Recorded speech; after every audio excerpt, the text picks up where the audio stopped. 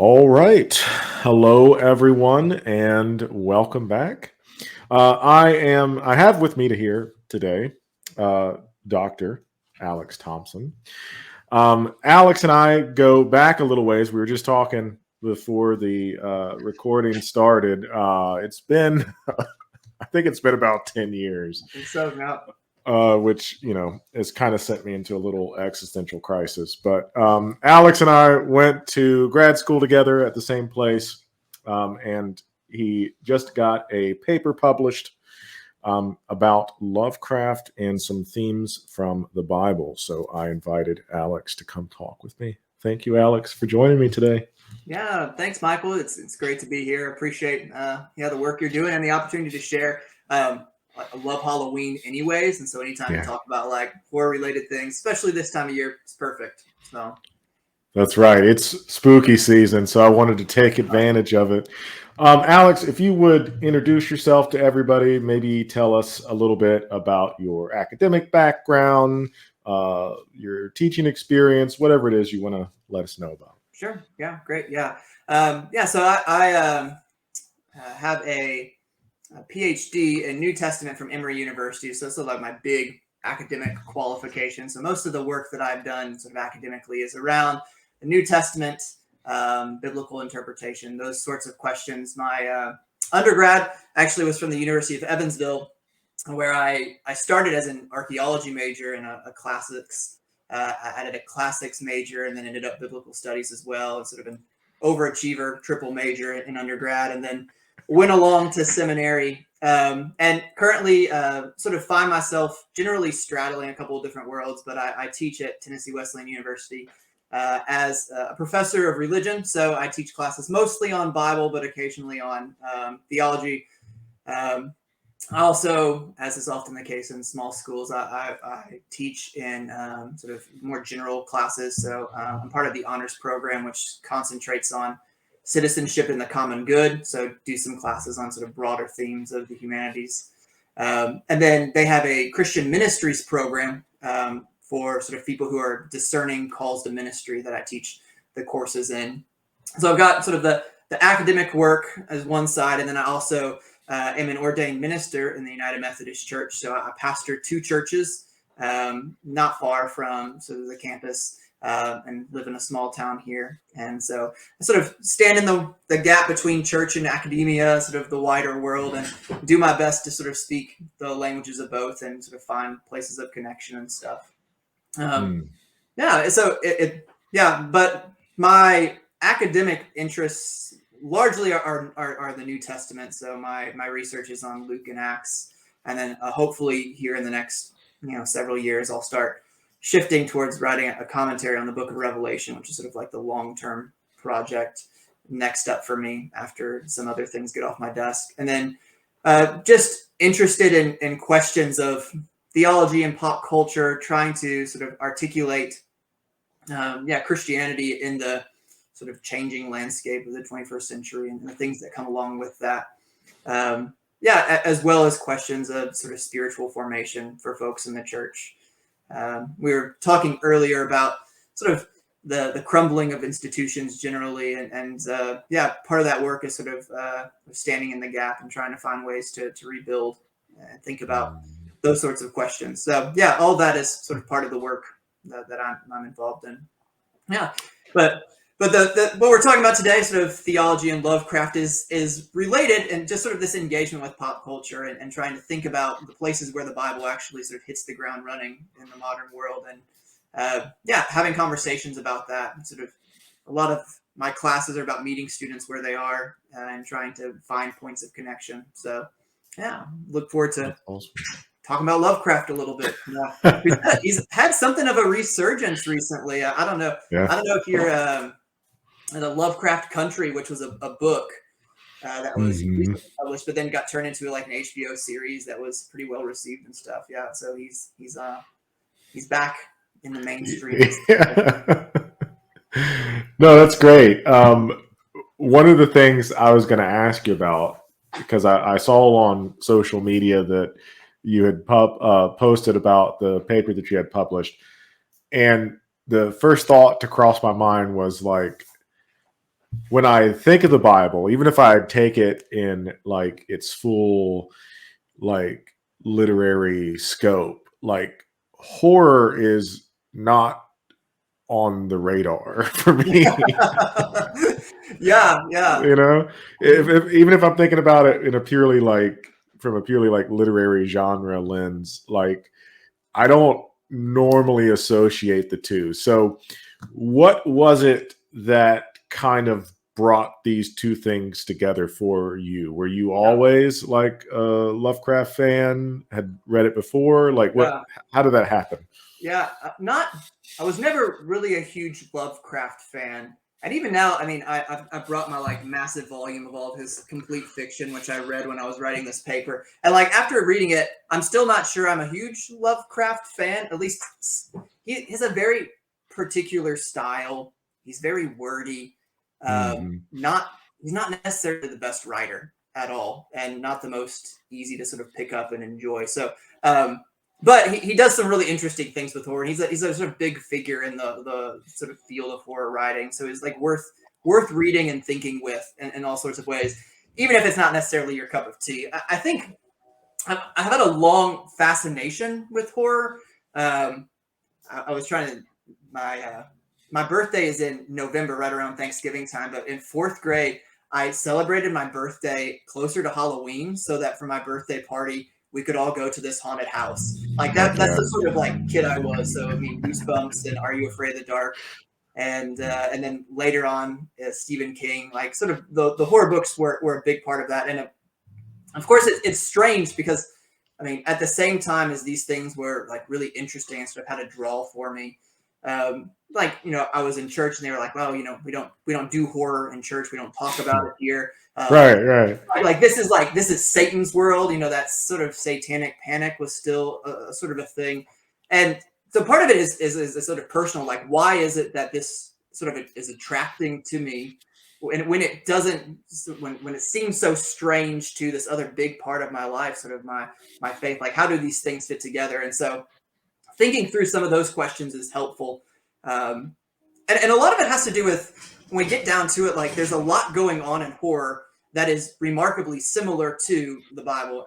And, you know, sometimes people forget that, Halloween is at least connected to, if not sort of rooted in sort of Christian traditions as well. I mean, sort of it's the day before or the eve before All Hallows or sort of All Saints Day.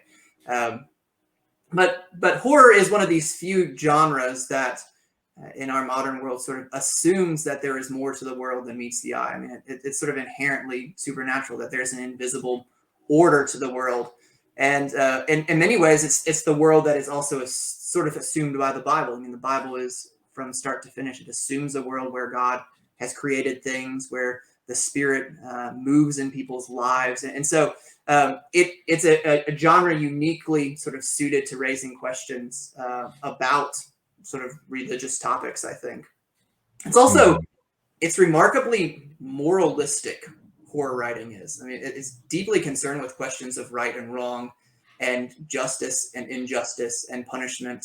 I mean, questions of evil often then raise with them sort of questions of what is good and true and right as well. It's one of the strange things that like people's reaction to horror often forget that like a lot of horror is extremely conservative in its moral values. And think about like the slasher Mm. films and the sorts of people who get punished early on in the slasher films. They're almost always sort of moral transgressors, the kids and the teenagers who are out drinking and partying and whatnot. I mean, it's sort of strange that we sort of lose sight of this. But even in sort of like some of your more cerebral horror, like people who are sort of too curious, or they sort of they seek after the wrong sorts of things. They sort of seek after evil, and they sort of get what's coming to them. Um, like one of the stereotypical like sort of landmark horror films, The Exorcist, which everyone sort of freaks out about. Like it was written by sort of a Catholic who was very much concerned about sort of the secularization of the world, and so that sort of connects this in some ways to the demonic. I mean, the way that the movie sets it up is like this is a single parent home, and the mom is sort of leaving her child unattended, and this is what her child gets into. and the demon sort of comes in through this Howdy Doody character, which is like almost television-ish. I mean, so you've got a literature that and a way of thinking that assumes the supernatural, that is deeply concerned with questions of sort of right and wrong. And then the third thing I would say is that, I mean, horror is also a remarkably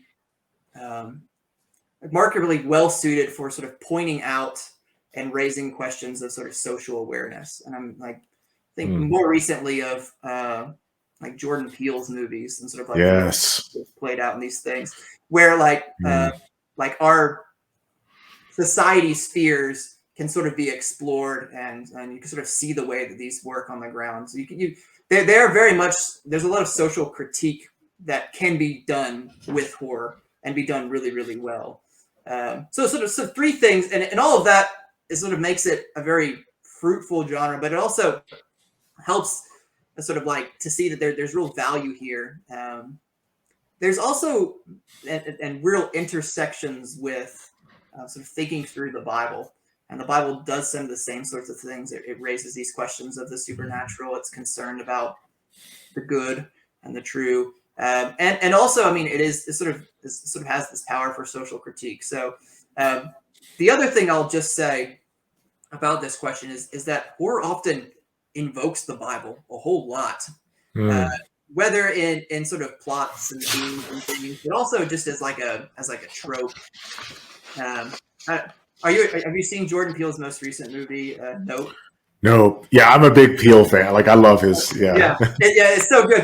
But Nope, I mean, actually starts out with a quotation from the Bible, like on the screen. That's right. From Nahum. He does it as well in Us. Well, I mean, like, there are ways that sort of the Bible often gets invoked, even in sort of horror writings and horror films and things. So, like, it's sort of part of that cultural cachet. No. Yeah. Speaking of that, and I might have you back on to maybe we could do like a breakdown of some of Peele's films, because I think they're fantastic. But Nope specifically invokes a certain type of horror. As you mentioned before, I mean, in cinema, there are even within the horror genre, there are different types of horror films, right? You got the classic like slasher flicks, which focus mostly on like blood and guts and murder, that sort of thing. And you got like monster movies. But Lovecraft's horror, similar to Nope, is different in that it involves monsters, so to speak, but I think the classification that you use is cosmic horror. Yeah. So can you tell us a little bit about what that is? Mm-hmm. Yeah, sure. And this is sort of like the people who Lovecraft sort of stands out because he's sort of the first one to sort of put this into writing in a sense, and sort of really make it a major theme of his work. Sort of a cosmic horror, or sort of a cosmicism, where the horror is really sort of, it's almost like an existential dread that like humans are sort of without real purpose or meaning in face of the vastness of time and space. I mean, that sort of plays up sort of human insignificance. And part of this is, I mean, maybe we could talk more about Lovecraft, but it's rooted in Lovecraft's philosophy, sort of the way he thought about things. He was very much sort of a materialist atheist in his day and age, and didn't really see a whole lot of meaning or purpose, though the world was largely deterministic, and the laws, and that's all that there was.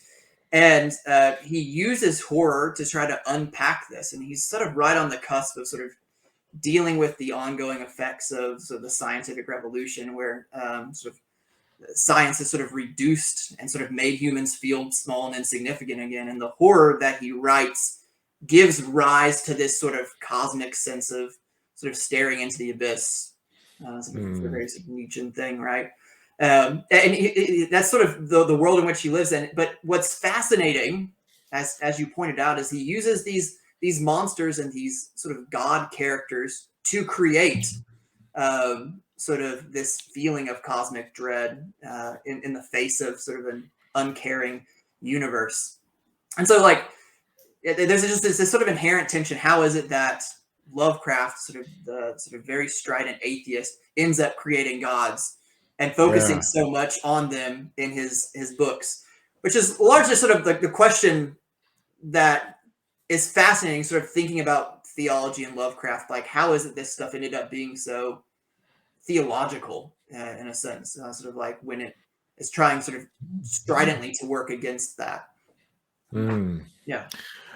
I kind of have a thought, and this is kind of off point, but Sure. because I taught, this was last year, October, I taught a horror kind of short story type class, and we read, I think it was Call of Cthulhu, if I'm not Okay. mistaken.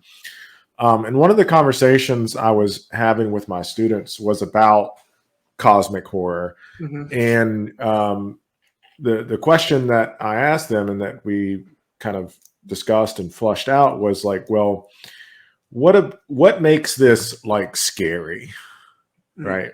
Where's the fear coming from? Because with like a slasher flick, like, you know, Michael Myers or Jason, like what's scary is the threat of death, I guess. Like the person's going to kill you, right? Yeah. And here, because we were talking a little bit, like I think what it boils down to for me, like what I was thinking of, kind of how you said, like Lovecraft is introducing these entities, these gods, these creatures, and what's disturbing about it partly is that they're like inexplicable. Yeah. Right. And going back to Nope, and I'll try to not to spoil it for anybody, but if you haven't seen it, it's the perfect time of year to go watch it. Right. Yeah. Like what strikes me about cosmic horror, Lovecraft is what, 19th century or 20th century? Oh, you would ask me a date about that. Yeah, no, I think he's early 20th century. Okay. So around World War I. Gotcha. Yeah. That adds another historical layer to it. Yeah. That's part of it too. And it's fascinating because you think about some of the other people who are active sort of around that time. So I mean, but he sort of prefigures World War II, death of God theology, and sort of a lot of that existential dread. But he also his this is before the real sort of Einsteinian sort of revolution in science as well. So his view of science is still very much like fixed. It hasn't sort of given way to a sort of relativism yet, which is also feeds into the sort of deterministic. Yeah, that's what kind of where I wanted to go with it.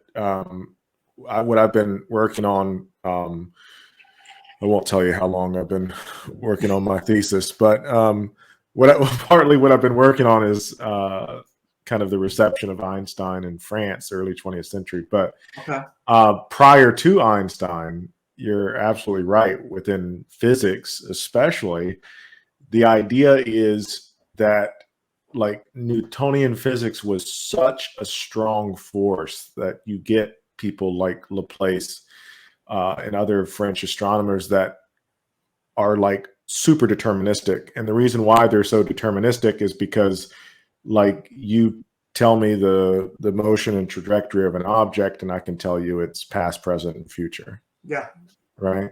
Because it all kind of falls into place. And so what's horrifying about Lovecraft's entities is that their inexplicableness.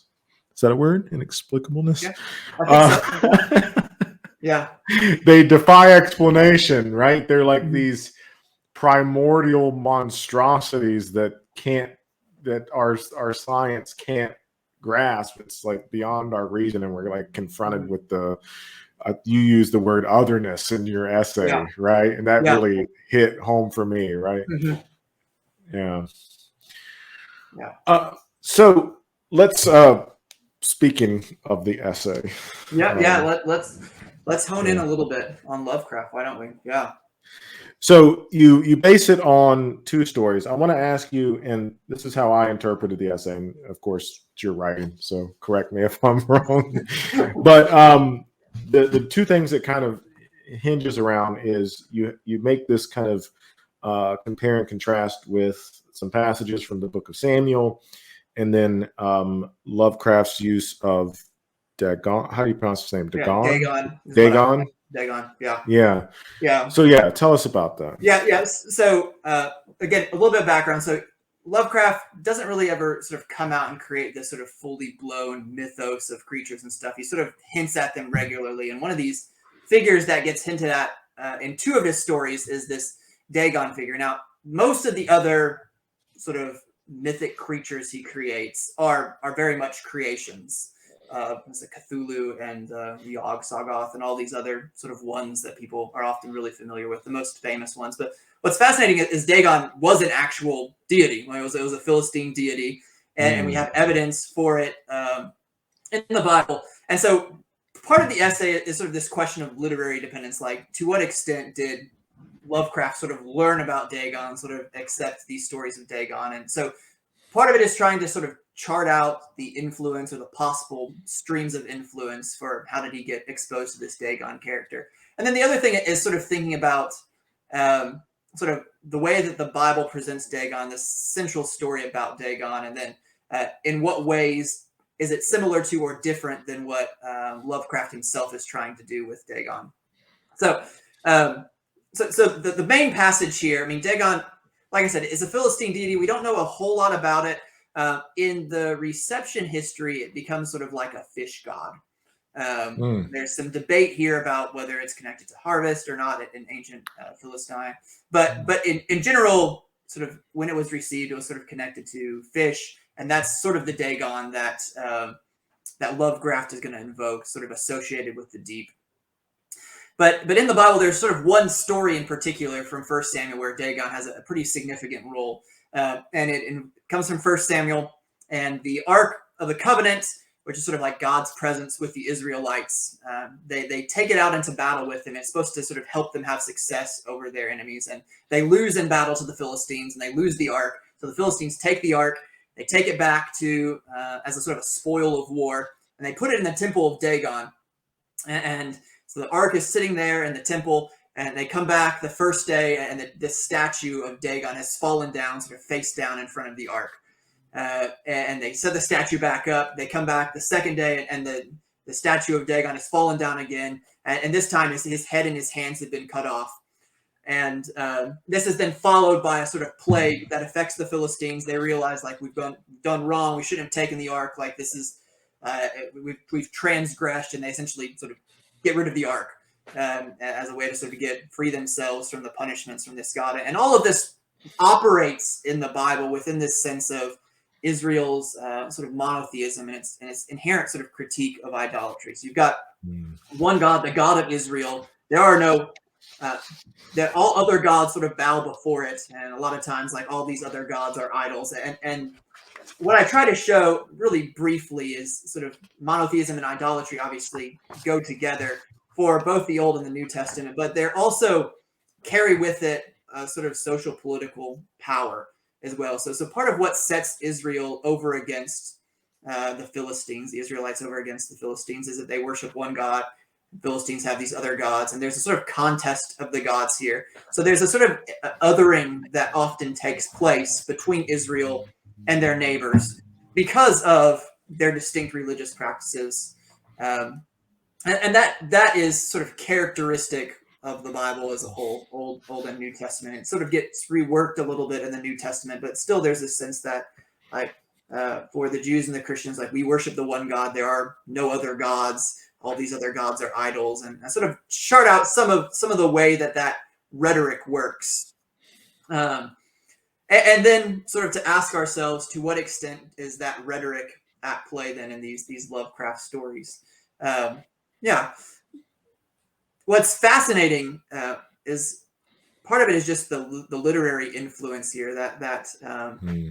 Like Lovecraft is not as obviously he's sort of materialist sort of through and through, but for whatever reason he's sort of adopted this sort of weird story and this figure from the Hebrew Bible.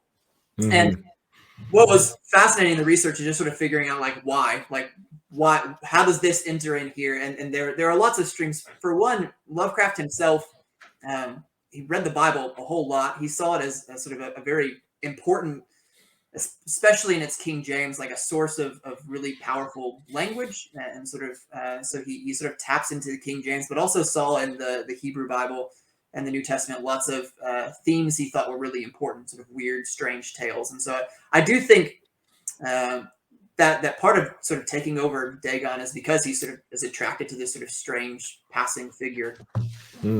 But he's not alone in sort of people who wrote weird tales and sort of tapping into this. And there are these other streams that are really fascinating overlaps. Lovecraft lived his whole life in New England, mostly in sort of Providence, Rhode Island, and he was like slightly obsessed with the Puritans, like very, very interested in sort of the world that they had created. That was like his own family line. And so the Puritans are like deeply religious, but so he has these like weird like attractions and repulsions with the Puritans. And Dagon obviously gets used a lot by the Puritans, and so sort of lay out some of these sort of parallels that are really interesting. And one of the things that the Puritans did was that they often used the Bible's rhetoric against idolatry to characterize an other, especially religious groups they didn't like, or native persons that were living there. And so that already this othering language is going on in the tradition with Dagon and the like. So there's a story about a place that gets sort of associated with Dagon in New England because their sort of guy leaves the fold, if you will, and he intermarries with some other local people and starts his own sort of religious tradition. It's not clear what actually happened here, but this story of Marymount sort of gets associated with sort of idolatry and Dagon and stuff. And so Lovecraft is using these things that are very close to him and sort of bringing them in to sort of invoke this terror, and is going to bring up a lot of these same sorts of themes, and in interesting ways. And there are ways that, I mean, I don't know, like the big elephant in the room, like Lovecraft was deeply racist, like terrible, like in all sorts of ways, and I think a lot of that has been brought to light recently, and also extremely xenophobic. Very much concerned about outside influences, and had a sense that sort of like white European culture was the height, and he was very concerned about sort of intermarriage and missegregation and sort of keeping these things pure. And so some of those cosmic fears that he expresses, at least to me, seem to be in part like they're very much a reflection of some of his own sort of deeply held concerns about sort of where humanity was going. Well, maybe we can talk about some of that stuff with the specific stories, maybe, but yeah. Right. Yeah. Cause that's what I was, as you were talking, I mean, that makes a lot of sense. There's like this fascination that starts, you see it a lot. I mean, it's probably most pronounced in American history, but like early Enlightenment, the fascination with like native cultures and stuff. It reminds me of there's another genre of horror that I just watched a video essay on called folk horror. Oh yeah, yeah, which is kind of predicated on the idea that there's like this witch or pagan cult like operating kind of underneath the layer of like posh society, made popular by movies recently like The Witch, which is absolutely fantastic. Yeah. Right. And it's especially pronounced in this like puritanical culture, whether it's like the actual historical Puritan culture and, you know, kind of what happens in Salem, of course, with the witch trials, or this kind of idealized Puritan culture. But it does seem like some of the I've read very, very little of Lovecraft. Okay. So, but it does seem like part of this otherness or part of the repulsion does come from his view of like native cultures. Yeah. Yeah. And I mean, some of that is pronounced, particularly in, well, the second story that I talk about in my essay, sort of Shadow over Innsmouth, which is very much like a guy who visits this very isolated sort of New England town. And what the town has done is they've essentially abandoned sort of good New England morals and sort of worship of sort of Christian worship. And they've gotten themselves these new gods where they're sort of worshiping Dagon. And he pairs this not only with like they've sort of adopted this new sort of cult life, but they've also started like intermarrying with these creatures from the sea, and it's essentially de-evolving them. They're starting to look fish-like and frog-like because of it, and so like the whole town is I mean, sort of like it's like moving backwards, right? And of course, the sort of element here is sort of like they got these gods from a small tribal culture in an island somewhere that they sort of brought them over. So there's this sort of like, oh, like we've abandoned it, and this is like it's unique. So oftentimes when people talk about horror, like horror sort of gets talked about differently in different places, but like here in America, it largely has to do with space, whereas in like Great Britain and Europe, it's largely about time. There's not as much space, so it's about sort of sort of past cultures, past lives, sort of the time that's gone. But here in America, it's the vastness, it's the wilderness, it is what is outside. And so the Puritans who get here, I mean, in The Witch, it's a great example. But like this family ends up sort of cast out of their community, they're isolated, and they're in the outside wilderness, and it's like sort of what is out there in that vast stretch of space and the wilderness that can get to them when they're sort of removed from their communities. Now, which is a not sort of so veiled way of also thinking about sort of the colonizers' concerns about sort of the native people. It's like they're on somebody else's land and they're sort of subject to attack from them and whatnot. I mean, again, sort of horror often reflects those larger sort of social horrors, and they're still with us in all sorts of ways. Sort of the ways that we still sort of oppress people, take their land, anyways. That's the social critique power of horror, right? It's sort of the same sort of thing. I mean, I think that's right. Jordan Peele gets it, right? And sort of, which is why the horror works so well. So he understands the way this sort of stuff works. So, oh man, there's so much that you can unpack historically from what you just said.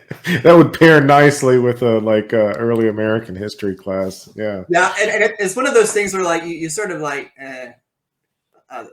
you start dabbling, you sort of realize like how complex a lot of these things really become. I mean, this is just sort of one rather sort of patrician thinking guy who's writing some stories, but like he's deeply rooted in a historical context in all sorts of ways that are really interesting. And the science element is sort of one piece that we've already talked about, and so the historical, and I think the theological is also really interesting as well. Sort of, which is, I mean, it's a sort of dark romanticism that's going on that for Lovecraft, I mean, the world is so deeply deterministic. There's almost a sort of fatalism, and the best that you can do is sort of create some sort of appreciation of culture. But there's a sort of tension for him because so he wants to cling to this sort of high culture, but that is itself it's meaningless. It's sort of a grasping at straws that the world has become so disenchanted, right? I mean, sort of a very sort of secular thing to say that he's trying to re-enchant it at least a little bit by creating these creatures. And these oftentimes in history, we have people who are sort of transgressing by seeking out forbidden knowledge and that sort of thing too. I mean, it's just sort of these grasping sort of romantically for some sort of enchantedness to life, which is itself, I think, is a sort of theological move whether or not he would want to call it that. Yeah. But I mean, romanticism, it sort of blends itself in that way, right? I mean, is it sort of Mm-hmm. yeah. Yeah, I was wondering if you could. I found that part really interesting. I also found really interesting your comparison of like idolatry within the biblical context, and then kind of how Lovecraft uses it in his stories. Could you maybe say a little bit more about that? Yeah, sure. So we've got two stories that feature Dagon. The first is a really early story, and one of his sort of first attempts, I think, to try and get at cosmic horror. It's a short story. A guy sort of survives a shipwreck. He sort of captures. He manages to escape. He finds himself on this sort of recently churned up island from below, and on this island there's this sort of obelisk there that he takes as sort of like, well, here's evidence of like a primitive culture, and there's these sort of fish-like people, and they're worshiping this god, and he sort of writes it off as sort of like, well, this is sort of a primitive attempt to make sense out of their world, and that's generally Lovecraft himself was generally convinced by this, that most religion is just sort of a primitive attempt to make sense out of a sort of an unknown world, or a world that's confusing or sort of more natural. Sort of like we don't need religion anymore, that we understand the world better. And so the guy initially sort of writes this off, but then it turns out that there's actually like this creature that these people were worshiping that sort of shows up and terrifies him. He flees the island. He consults a guy who says, sort of makes the comparison with Dagon, but this creature sort of like haunts his dreams until at like the very end of the story. He essentially throws himself out the window because he's afraid this creature is coming for them. And again, that's the sort of cosmic element that like you can't sort of escape these creatures that are larger and bigger and sort of point out just how insignificant you are, that there are all these things in the deep that you can't possibly fathom. Mm. And so part of what makes this horror work is that, I mean, it sort of assumes that like these idol things are scary, right? I mean, that's sort of the rhetoric of idolatry at play. So he taps into that sense that like this Dagon figure, who is sort of other already in the Bible, like it is other still, right? I mean, so this is sort of what makes it scary. And this is, I think, even more pronounced in Shadow over Innsmouth, which is, the guy who visits this small New England town that's really isolated, that really has shifted from, so like the churches that are there are closed and they've been converted to the worship of Dagon. That like there is a sort of like the people who live outside the town don't want to go to Innsmouth because like they associate it with the devil and sort of like this is evil and it's wicked. And the Lovecraft, so like that sort of holds true for the horror throughout. Like even the guy who goes there sort of like, well, they're just sort of doing their own thing, it's their own little cult, but like it actually is terrifying. So there's a sense in which it in order for it to be scary, it has that sort of conservative element. It sort of upholds that rhetoric against idolatry, that this is sort of bad or forbidden or evil in a way. But what so like part of like we read this story, if it makes us afraid, it's because we still have this sort of sense that like this is sort of forbidden in the same sort of way that it is in the Bible. But what Lovecraft is also trying to do with Dagon is that he's trying to use the figure as a way to sort of critique sort of religion altogether. So that it sort of becomes a way for him to sort of point out like people turn these things into religions to try to get a handle on it, but there is no handle here. That this is just overwhelming, and it is sort of points out sort of how futile human life is and sort of the meaninglessness of life. And so like he's using it, but he's also clearly sort of working against it. And then where I come sort of theologically on this is sort of like, well, I mean, there's a sense in which like the Bible already has that rhetoric built in, but it doesn't use it for Dagon. I mean, it uses it for sort of the God of Israel itself, that this is a God that is sort of larger and outside of the control. And part of the way that this shows up in our First Samuel story is that Israel tries to use the ark as a way to control God, to make sure that God shows up, and God continues to operate outside of Israel's control. The ark gets abandoned, and that regularly the rhetoric against idolatry is turned against Israel as well. That Israel is sort of idolatrous. They've gone after other gods. That there remains this sort of remarkable freedom within the divine in the Hebrew Bible that allows it to critique not just the idols of these other nations, but also to critique Israel itself. And there's a way that like Lovecraft just misses this. That he sort of takes Dagon and is doing the same sort of thing with Dagon, but what we see with Dagon, though, is Dagon then becomes sort of a reflection of the gods he wants to uplift, largely xenophobic concerns, right? I mean, like Dagon represents all these things he doesn't actually like as well. And so Dagon can't do what Lovecraft wants it to do entirely, I think.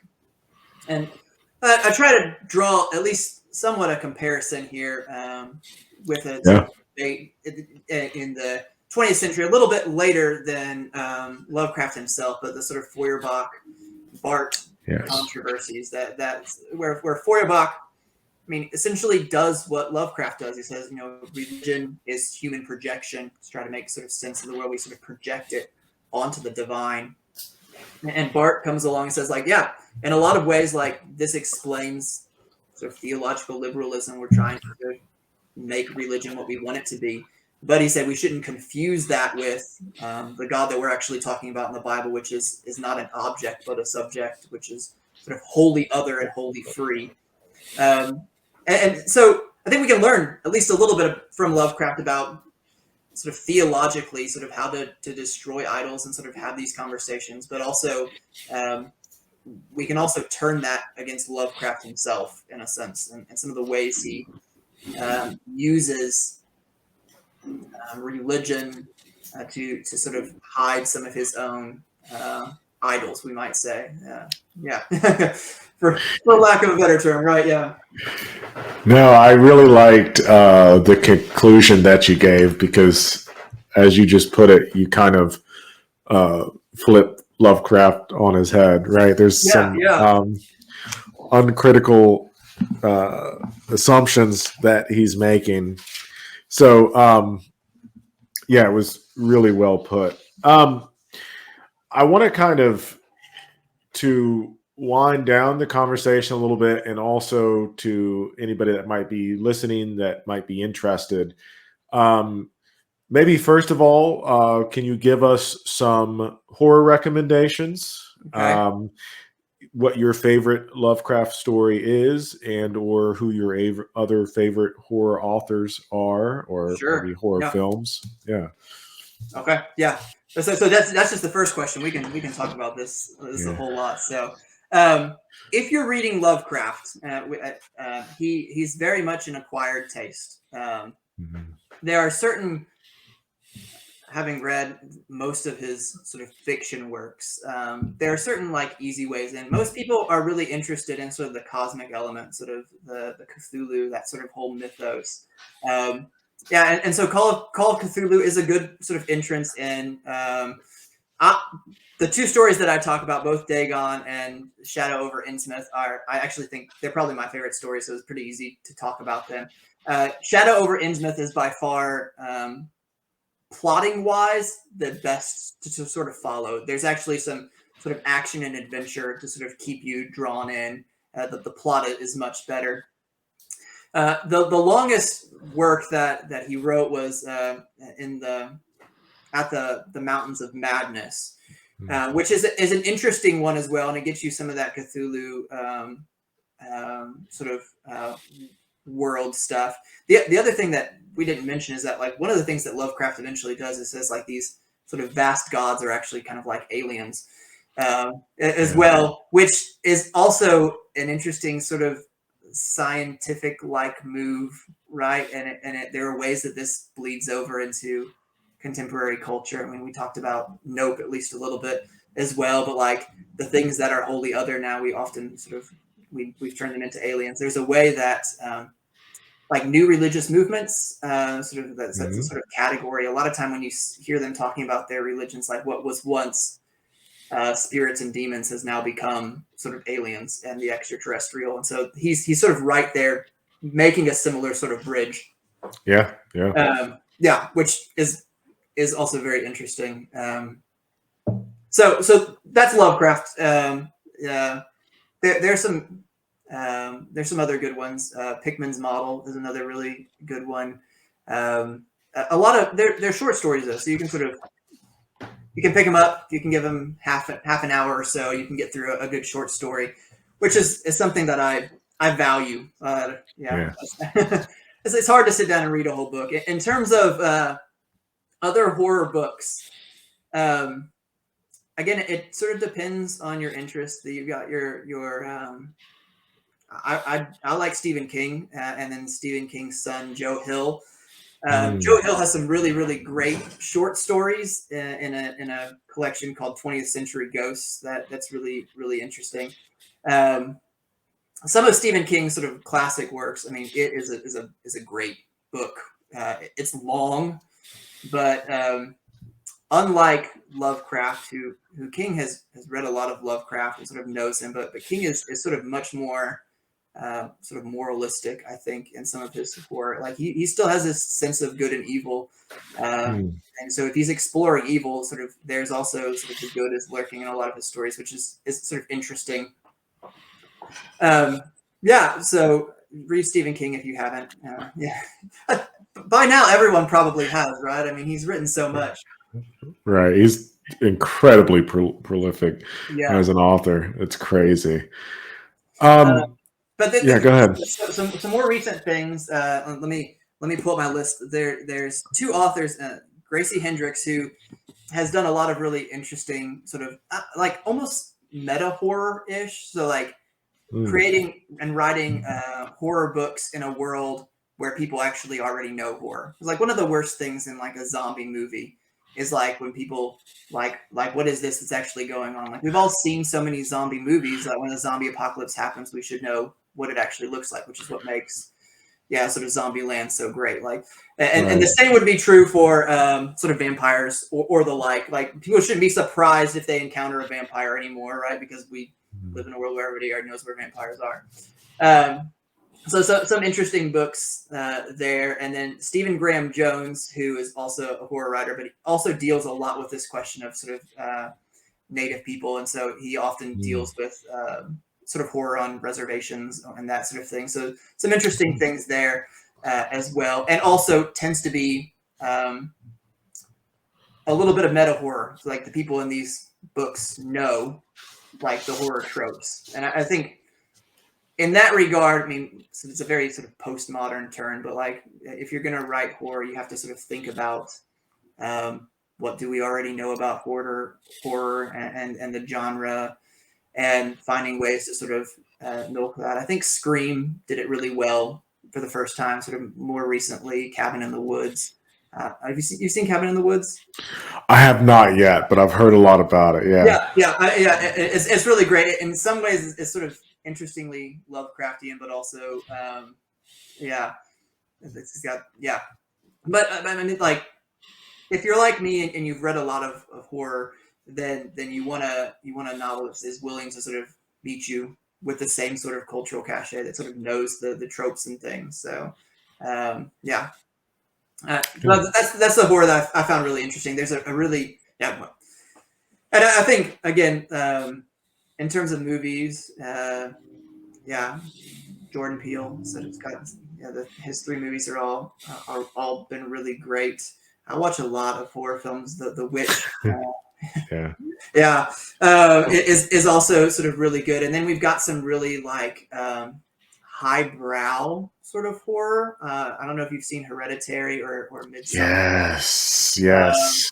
That horror trying to be sort of more artistic, but also are very much sort of they're very Lovecraftian, and like that both of those films sort of assume the sort of weird spiritual sort of other that we're dealing with. Sort of sort of folklore questions. Yeah. Hmm. No, I was thinking about both of those movies recently. Hereditary and what's the one Midsummer. with the flowers? Yeah, Midsummer. Yeah, I think that fits pretty well into that kind of category. Yeah. So the other aspect of this would be the New Testament and the Mhm. Bible. For those who are interested in maybe getting into a little bit more of the academic side of Mhm. New Testament studies, what would you recommend? Oh, okay. Yeah, that's a bigger question. So, yeah, I mean, it seems really like silly, but like, if they're thinking about it, sort of future career, like reading the New Testament's a good place to start in general. I mean, if you're gonna, I I teach Intro to Bible every single semester, and like my number one rule for any of the students in the Bible class, like if we're gonna be in here talking about the Bible, like let's make sure we've actually read the Bible, right? Not what we've heard people say about the Bible, not even the ways that like our traditions have told us about the Bible. Like we got to Mhm. be people who sort of read it for ourselves. And if you look throughout history, sort of the best biblical interpreters and a lot of creative people are people who actually take the time to read the Bible for themselves. And I think that part of what's interesting about Lovecraft is that's sort of what he's doing. I mean, it's not that he has read the Bible. He's not just sort of taking it on, sort of like hidden differently. Um, yeah. So in terms of sort of if you're thinking about like, oh, I want to study the Bible sort of academically, um, after you've read the New Testament, sort of what interests you, and then it sort of becomes like, do I want to learn more about Paul or Revelation, and that'll shape some of the topics. I discourage folks from like taking down a commentary. Uh, Commentaries are very technical when it comes to trying to understand something, and if you just want to get a sense of the whole, probably not the best way in. Everyone has their own sort of favorite sort of theologians and authors. For me, a lot of like the N.T. Wright's work really early on was really important for me, and he's really accessible, and he's not overly critical. A lot of his conclusions end up being sort of rather conservative, and so that's not entirely sort of dissettling. But one of the things that he does well is he knows the literature well, and he knows the historical context really well, and so you get a sense of like the exciting possibilities. So he has a short little book like what Saint Paul said, which is like a really great interlude to sort of like look at all these ways that Paul intersects with Greek and Roman philosophy and Greek and Roman religion and politics, and like that's the sort of interesting sort of conversations, I think, sort of like situating these things historically, but also recognizing that those historical contexts also raise really important sort of theological questions still today about how church thinks about politics, how the church sort of engages with sort of contemporary philosophy and the like. So, yeah, I'm sure I can say other things, but that does yeah. What he's also really like Wright is really accessible. I mean, I think Mm. that's what's really good, and he'll also point you to sort of people if you want something a little bit more critical and sort of yeah, willing to sort of. I mean, he engages with those things, but you can sort of use him as a launching point to sort of find sort of stronger voices, we might say. Yeah. Great. No, I think that's a great starting point. It would be a great starting point for people that are interested. So, Mhm. thank you, Yeah. Alex, for taking time out of your day. Yeah, no, it's been a lot of fun. Thanks for taking time. I don't know if I need to put in a plug, but the volume that is published in, yeah, Theology and H.P. Lovecraft from Lexington Books. So it's out now. You can get yourself a copy. The article that we've been talking about on Dagon is in there, and lots of other really good articles. So if you're a Lovecraft fan and you want something that sort of engages with the stories, so yeah, you can get a volume now. So Fantastic. I will put that link in the description of this video awesome. if people are interested. Yeah, Yeah. be good. So all right. All Well, right. Michael, it's been good. Thank you. Yeah.